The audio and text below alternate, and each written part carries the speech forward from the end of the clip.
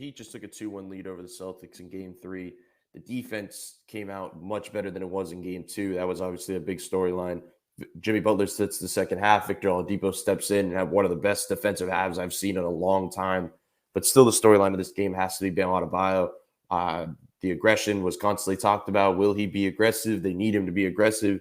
And he was aggressive, and they put him in spots to be successful. So I just want to go through just his shot profile in this game going throughout and what I guess can be sustainable moving forward in this series. The first one, more than anything, is something I keep talking about, is that we think of shooters, we think of guards, when we hear rhythm players. We think of streaky guys that can get hot, that see the ball go in. Bam Adebayo is a rhythm player. When he sees the ball go in early, things start to work out well for him the rest of the game. That gives him the confidence. It gives him the aggressive abilities as an offensive threat right here early in the game, early in the shot clock.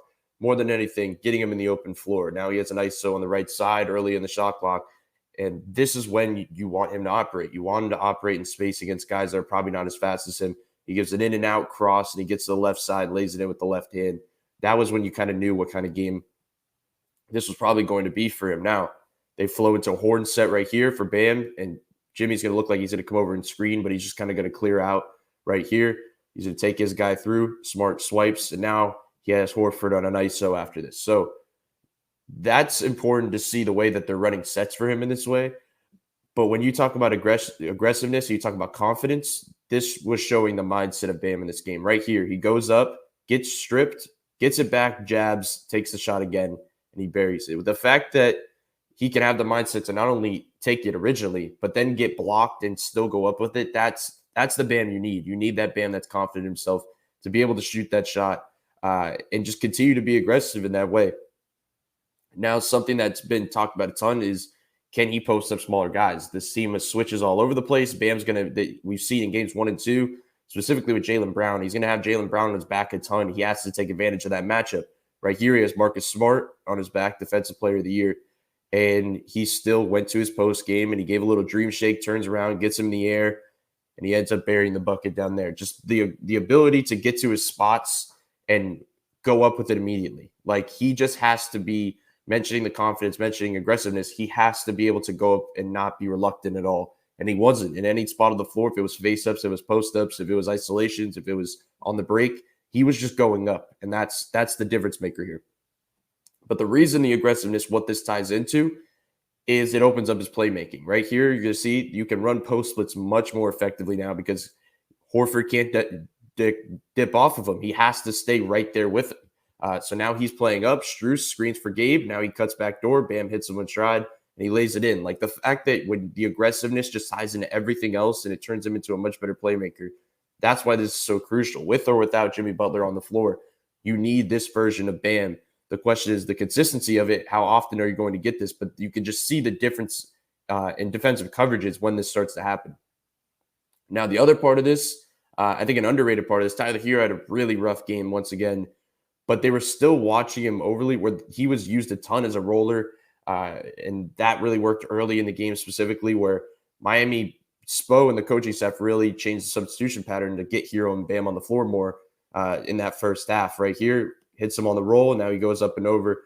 Getting him in as a roller is one thing, but getting him in space as a roller is another thing. That's what they did a ton in this game. And I'm going to show a play later in this game that really kind of sealed it for them on a run. But getting him in space like this against the Celtics team that's going to be switching and doubling and then recovering or hedging, like that, you have to be able to slip and find him in space like this so he can be effective. Now, speaking of Jaylen Brown on his back, right here, he gets one of the things he did a ton in this game. We always talk about, is he going to be more of a face-up threat or a post-up threat? Like, what is going to be his go-to move in a game where he scores 31? Well, he kind of mixed both them together. He was using his face-up game to get into a lower post seal, like you see right here. So go back one more time. He's going to give it jab, goes. Now he spins, and now he gets into his post-up. Now he has Jaylen Brown on his back. Something he saw a ton in games 1 and 2 that he didn't really take advantage of.